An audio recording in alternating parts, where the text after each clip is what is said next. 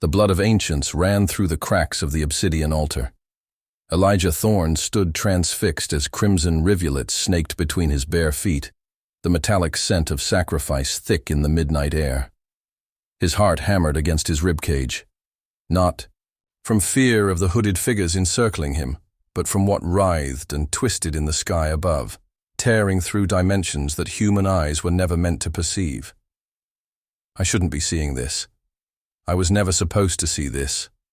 The heavens had split open like a wound, revealing geometries that defied comprehension, and through that cosmic gash descended a being of such radiant, terrible beauty that Elijah's vision blurred with tears of reverence and horror.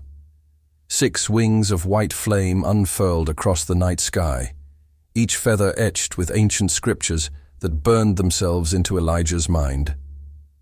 Her countless eyes, for he somehow knew the creature was feminine, rotated in impossible orbits, seeing through him, into him, beyond him. Light poured from her form in waves that felt like judgment and mercy intertwined, scorching away pretense, and leaving only naked truth. A seraphim, the highest choir of angels, God's most fearsome warriors, had descended to earth for the first time in millennia. And Elijah, descendant of fallen Nephilim, cursed with the ability to see beyond the veil that separated humanity from divinity, had witnessed her in her true form. "You have seen what cannot be unseen," intoned Elder Masriel, his weathered hands trembling as he clutched an ancient grimoire. The candlelight deepened the lines on his face into canyons of shadow. "There are only 2 paths before you now, son, of dust and light. Wed the Seraphim and bind her essence to mortal flesh, or face annihilation at the hands of the Watchers." Elijah tore his gaze from the celestial being, who now contracted into a more human-like silhouette, though her radiance still burned through the edges of reality. "That's insane," he whispered, his voice hoarse. "She's a seraphim. I'm just—" "You are the last pure bloodline of the Nephilim," Elder Masriel cut in, his voice like grinding stones. "The offspring of angels and humans, cursed to walk between worlds. Only you can see her true form without your soul being immolated. Only you can bind her to earth." The celestial being hovered above them, her light dimming enough that the gathered Watchers, that ancient order tasked with maintaining the boundary between heaven and earth, could now look upon her. In her more contained form she appeared as a woman of unearthly beauty, with skin like polished alabaster streaked with veins of molten gold. Her eyes, now reduced to 2, were wells of cosmic fire. "I have a name," she said, her voice resonating not through air, but through bone and blood and memory. "I am Seraphim, keeper of celestial secrets, guardian of the 7th seal." Elijah felt her gaze pierce him, sifting through the layers of his soul. The weight of ancestry pressed down upon him, generations of Nephilim who had hidden among humanity, their angelic heritage diluted but never extinguished. "Why would a seraphim agree to this? This marriage?" Elijah demanded, defiance flaring despite the overwhelming presence before him. Elder Masriel's expression darkened. "She has no choice. She has been cast out." Seraphim's wings flared at these words, sending pulses of energy that shattered the ancient stone columns surrounding the altar. "I was not cast out," she seethed, her voice causing the very air to vibrate. "I chose exile. The celestial hierarchy has been corrupted. The divine plan is in jeopardy." The gathering of Watchers murmured in alarm. This was blasphemy of the highest order, a seraphim claiming corruption in the heavenly ranks. "There is civil war in heaven," Seraphim continued, her form fluctuating between human and something vastly more complex with each pulse of emotion. "The thrones have rebelled against the cherubim. The dominions have turned their backs on their divine purpose. And something ancient and terrible, has infiltrated the ranks of my fellow seraphim." She descended fully to the altar, her feet touching the blood-slick stone with impossible lightness. Standing before Elijah, she was tall and regal, her presence making the space around her seem insubstantial by comparison. "I need sanctuary in the mortal realm," she said, her voice now almost gentle, though still layered with harmonics that made Elijah's teeth ache. "And you, Nephilim, need protection from what is coming." "What is coming?" Elijah asked, finding courage he didn't know he possessed. "The end of days," she replied simply. "But not as foretold in your scriptures. Something worse, the unmaking of all creation." Elder Mazriel stepped forward, his ancient body seeming frail beside the angelic being. "The marriage bond will anchor her to this plane and shield her presence from those who hunt her. In return, she will protect you from the death sentence all Nephilim face for witnessing an unveiled Seraphim." Elijah's mind reeled. Just hours ago, he had been Elijah Thorne, professor of ancient languages, a man who had spent his life translating forgotten texts while ignoring the strange visions that sometimes flickered at the edges of his perception. Now he stood before a being of divine power, offered an impossible choice. "Why me?" he asked, his voice breaking. "Out of all the descendants of the Nephilim—" "Because you carry the mark of the firstborn," Seraphim interrupted, reaching out to touch his chest. Her finger burned through his shirt, revealing a sigil etched into his skin, a mark he had always believed was a birthmark. "Your ancestor was not just any fallen angel, but Samyaza, the leader of the Watchers who descended to earth. His blood runs strongest in you." The revelation hit Elijah like a physical blow. The strange dreams that had plagued him since childhood, the languages he could read without ever having studied them, the sense of displacement that had followed him throughout his life, all suddenly made terrible sense. "If I refuse?" he asked, already knowing the answer. "Then both our lives are forfeit," Seraphim replied. "I will be dragged back to heaven to face judgment, and you will be unmade, your soul scattered across dimensions as punishment for witnessing what mortals should not see." Lightning cracked overhead, illuminating the gathering in harsh, white light. The storm that had been brewing all evening intensified, as if heaven itself was bearing down upon them. "They have found me," Seraphim whispered, fear, an emotion no angel should possess, flickering across her perfect features. "Decide now, son of Samyaza." Elijah looked into her eyes, those windows to a cosmos he could barely comprehend, and saw not just power and ancient knowledge, but vulnerability. This being of immeasurable might had chosen exile for a principle, had risked everything to prevent a calamity he couldn't even imagine. "I consent," he said, the words feeling both foreign and inevitable on his tongue. Elder Mazriel moved with sudden urgency, producing a ceremonial dagger from within his robes. "Blood must bind what heaven would separate," he intoned, slicing his blade across Elijah's palm before doing the same to Seraphim's hand, her blood shimmering like liquid starlight.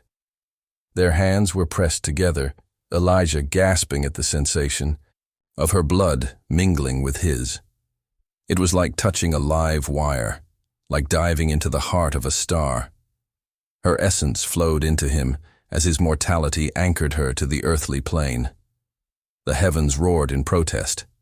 Figures of light and shadow appeared at the edges of the clearing, angelic forms twisted with something darker, their wings spread in threatening displays. "We are discovered!" cried one of the Watchers, raising ancient wards that flared blue against the encroaching celestial warriors. But they were too late. The marriage bond had been sealed. Seraphim's radiance dimmed as she became bound to flesh, her divine nature compressed and contained within a more human form. Yet power still emanated from her in waves, and when she spread her now visible wings, reduced to two but still magnificent, the approaching angels hesitated. "My brothers," she addressed them, her voice carrying across the clearing. "I stand in judgment of heaven's corruption. I have taken mortal form to walk among humans, as the Creator intended. Return to the celestial hierarchy and tell them that Seraphim has not fallen, she has risen. The opposing angels conferred in silent communion before withdrawing, their forms dissolving back into the storm clouds. But Elijah knew this was merely a temporary retreat. It begins now, Elder Mazriel said gravely. The war for heaven's soul will be fought on earth. And you, Elijah Thorne, last pure descendant of the Nephilim, are now married to one of God's most powerful warriors. Seraphim turned to him, her eyes still burning with inner light, though her form was now more solidly human. She was no less breathtaking, no less terrifying in her beauty. Husband, she said, the word strange on her immortal tongue. We have much to teach one another.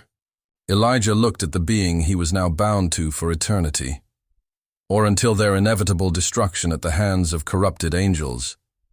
His life as he knew it had ended.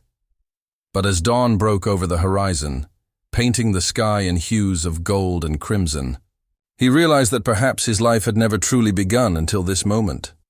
Then teach me, he said, taking her luminous hand in his mortal one. Teach me how to fight in a war between heaven and earth. Storm clouds gathered on the horizon, heralding the approach of forces beyond mortal comprehension. The first battle in an ancient war was about to begin, with a most unlikely couple standing at its center, a Nephilim professor and his Seraphim bride. And as they stood together at the threshold of calamity, Elijah felt something he had never expected, not just terror at what was to come, but a fierce burning joy at finally understanding his purpose in a world far vaster and more terrible than he had ever imagined. Dawn had barely broken when they fled the sacred grove. Elijah's academic life at the university, his cramped office filled with ancient texts, the lecture halls where students half listened to his discourses on forgotten languages, it seemed to belong to another man in another lifetime.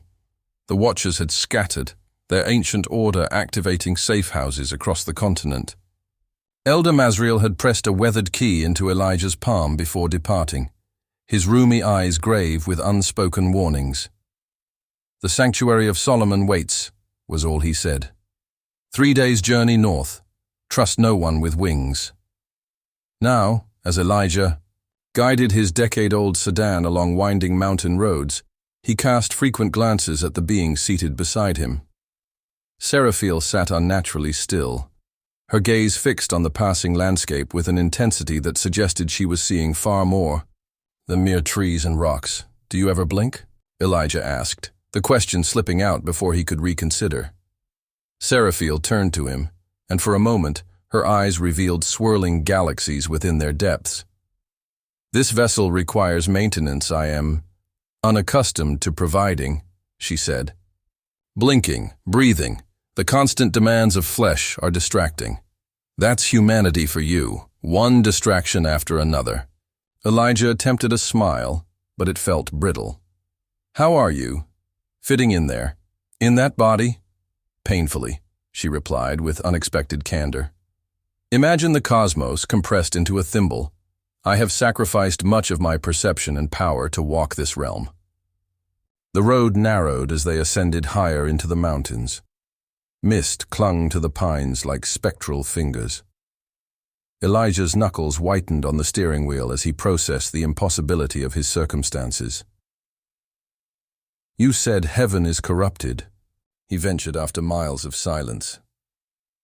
What does that mean exactly? Seraphim's expression darkened. The celestial hierarchy was established to maintain divine order. 9 choirs of angels, each with their purpose, seraphim to guard God's throne, cherubim to hold knowledge, thrones to carry out justice. But power, even divine power, can be perverted. She pressed her hand against the window glass, and for an instant, frost patterns like celestial script spread across the surface before melting away. Something has infiltrated the highest ranks, something ancient and patient. It whispers heresies that sound like revelation. It has convinced many that the Creator has abandoned creation, that we are free to reshape reality according to our own design.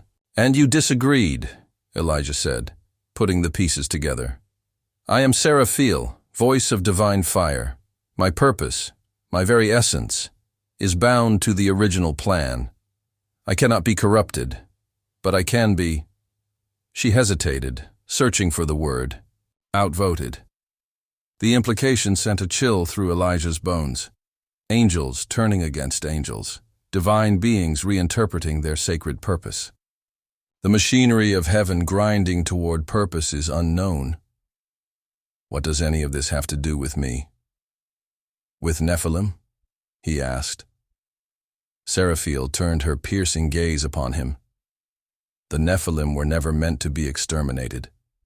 They were to be the bridge between worlds, beings who could understand both divine glory and human frailty. When the Watchers fell in love with human women, when they taught mankind forbidden knowledge, they were not defying the Creator's will, but fulfilling it too early. She reached out, her fingers hovering near his face, but not quite touching. Your bloodline carries memories of heaven, Elijah Thorne. Memories that could prove dangerous to those who wish to rewrite creation's story. A flash of light in the rearview mirror caught Elijah's attention. What he had mistaken for sunlight reflecting off chrome revealed itself to be something else entirely. A distant figure with wings of burnished copper, soaring high above the mountain pass behind them. We're being followed, he said, pressing. Harder on the accelerator. Seraphim didn't turn to look. Barakiel, once my lieutenant, now the right hand of the usurper. Her voice carried both sorrow and steely resolve. He will not pursue us alone for long. The mountain road became treacherous, hairpin turns hugging cliffs that plunged into mist-shrouded valleys. Elijah's scholarly hands, more accustomed to turning fragile pages than navigating perilous terrain, gripped the wheel with white-knuckled determination. I need to know what I'm part of, he insisted, even as he navigated a particularly sharp bend. If I'm going to die for this, I deserve the truth. Truth, Seraphim echoed, the word itself seeming to resonate with power. Very. Well, the truth is that heaven seeks a weapon, a key forged from Nephilim blood that can unlock the seventh seal before its appointed time. The car fishtailed on loose gravel, and Elijah fought to maintain control. The 7 seals of the apocalypse? Those are real? Not as your scriptures describe them. The seals are fail-safes, points of no return in creation's grand design. The 7th was never meant to be broken until the final moment of this reality's existence. And my blood can break it early, Elijah said, the enormity of it settling like a stone in his stomach. Not merely your blood, your willing sacrifice.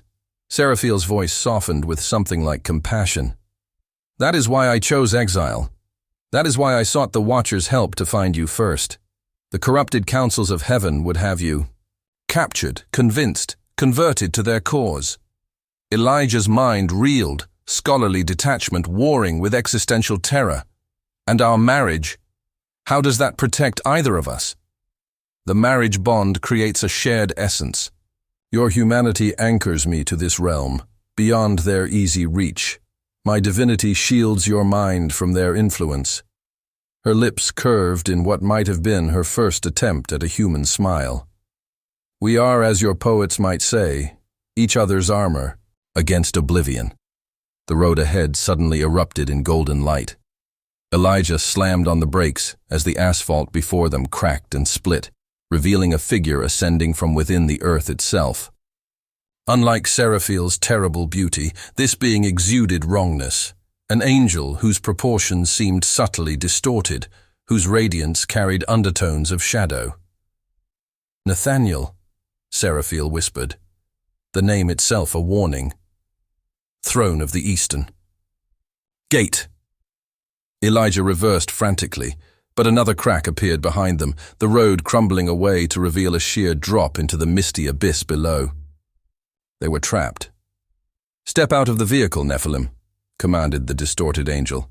its voice like crystal being crushed. "Your defiance accomplishes nothing but the prolonging of your suffering." Seraphiel's hand closed around Elijah's wrist, her touch sending jolts of divine energy through his system. "Trust me," she murmured. "When I tell you to close your eyes, you must do so immediately." Elijah nodded, heart hammering so loudly, he was certain the angels could hear it. Together, they emerged from the car into the cold mountain air. Standing on solid ground, Seraphil seemed to grow taller, her contained radiance intensifying until her skin glowed from within. "Nathaniel," she greeted the corrupted throne with cold formality, "you stand on broken earth with broken purpose." "And you stand as a traitor to your kind," replied Nathaniel, his form shifting between humanoid and something far more complex. Wheels within wheels, studded with eyes that blinked in disharmonious patterns. "The Council of Seraphim has pronounced judgment. Return with us and face cleansing. Resist and face obliteration." Behind them, the copper-winged Barachiel landed on the fractured road, blocking any possibility of retreat. His beauty was painful to behold, perfect and pitiless. "Sister," he addressed Seraphil, the word laden with regret and menace in equal measure. "You have fallen so far, bound to dust and decay for the sake of these ephemeral creatures." "I have risen to my true purpose," Seraphil countered, "as was ordained from the beginning." The standoff crackled with tension, the very air between the celestial beings seeming to warp and bend. Elijah felt microscopic in their presence, a mote of dust caught between colliding stars. "The Nephilim comes with us," Nathaniel declared. "His blood is required." "My husband," Seraphil emphasized the word, "is under my protection." Nathaniel's laughter was the sound of glass breaking. "Husband? You defile yourself with such concepts. The binding is a watcher trick, nothing more. It is far more than you comprehend." Seraphil's voice took on harmonics that made Elijah's teeth vibrate. "Elijah, close your eyes, now." Elijah squeezed his eyes shut, just as the world around him erupted into light so intense it penetrated his eyelids, painting his vision crimson.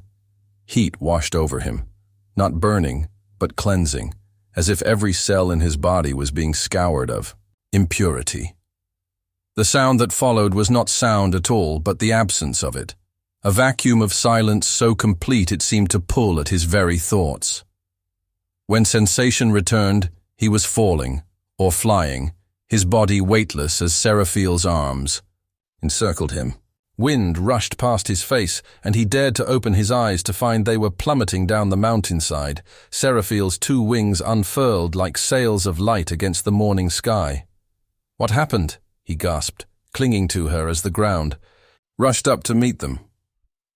"I revealed a fraction of my true form," she replied, adjusting their descent with minute movements of her wings. "It will not destroy them, but it has scattered their essences temporarily." They landed in a meadow nestled between towering pines, the impact surprisingly gentle as Seraphil's wings created a cushion of displaced air. As soon as his feet touched earth, Elijah collapsed to his knees, his human body overwhelmed by what it had experienced. "We cannot stay here," Seraphil urged, helping him to stand. "The car is lost to us. We must continue on foot." "To the sanctuary of Solomon," Elijah nodded, recalling Elder Mazriel's instructions. He glanced up at the mountain road, now barely visible through the trees. No sign remained of the angelic confrontation except a peculiar absence of sound. No birds sang, no insects buzzed in the wake of divine combat. "Yes," Seraphil confirmed, "one of the few places on earth warded against celestial sight." As they began their trek through the wilderness, Elijah found himself studying his wife with new eyes. In the dappled forest light, she appeared almost human, breathtakingly beautiful, but not impossibly so. Her movements, however, betrayed her otherworldliness, too precise, too economical, as if gravity was a suggestion rather than a law. "If we survive this," he ventured, after they had been walking for an hour, What becomes of us? This marriage? Seraphim considered the question with the gravity of one contemplating cosmic equations. The binding is not like human marriage. It is a mingling of essences. Already, you have begun to change. Change? Alarm shot through him. How? Your perception will expand. Dormant aspects of your Nephilim heritage will awaken. You have already survived witnessing my partial true form. No ordinary human could have endured that light. Elijah absorbed this, cataloging the subtle differences he had already begun to notice. Colors seemed more vivid, scents more complex, and occasionally, when he turned quickly, he caught glimpses of something at the edges of his vision, like gossamer veils separating dimensions. "And you?" he asked. "Does this binding change you too?" A shadow passed over her perfect features. "Yes, I become more finite, more temporal. I begin to understand concepts that were once meaningless to me.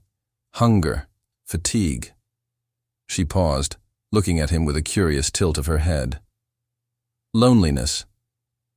The vulnerability in her admission struck Elijah more powerfully than any display of celestial might. This being, who had existed since before time had meaning, was experiencing human emotions for the first time. "We're both changing," he said softly. "Neither fully what we were. Becoming something unprecedented." Seraphim nodded, and for a brief moment, something almost like wonder crossed her face. The Creator works in patterns of transformation. Perhaps this too has purpose. They continued in silence as the day lengthened, pushing through dense underbrush and fording shallow streams. Elijah, despite years of sedentary academic life, found himself keeping pace with unexpected stamina. By sunset, they had covered miles of wilderness terrain without rest. As twilight deepened, they made camp in a natural hollow beneath an overhanging rock formation. No fire. That would draw attention both human and divine. Instead, Seraphim generated a subtle warmth that radiated from her body, enough to ward off the mountain chill. "Sleep," she instructed, as Elijah settled onto the softest ground he could find. "I will maintain watch." "Do angels sleep?" he asked, already feeling exhaustion tugging at him. "We enter states of contemplation that serve similar purpose," she replied. "But tonight, I must remain vigilant. Dreams are vulnerable thresholds between realms." As consciousness began to slip away, Elijah murmured, "Will you tell me more tomorrow? About heaven's civil war? About what we're fighting for?" "Yes," came her solemn promise. "Rest now, husband." The word no longer sounded foreign on her tongue. Dreams came to Elijah like memories that belonged to someone else. Visions of celestial battlefields where beings of light and darkness clashed with weapons forged from raw creation. He saw the council of Seraphim gathered around a throne of fire, their countless wings and eyes shifting in hypnotic patterns as they debated cosmic law. And beneath it all, something ancient stirred, something that had waited in the spaces between stars, since the universe was young.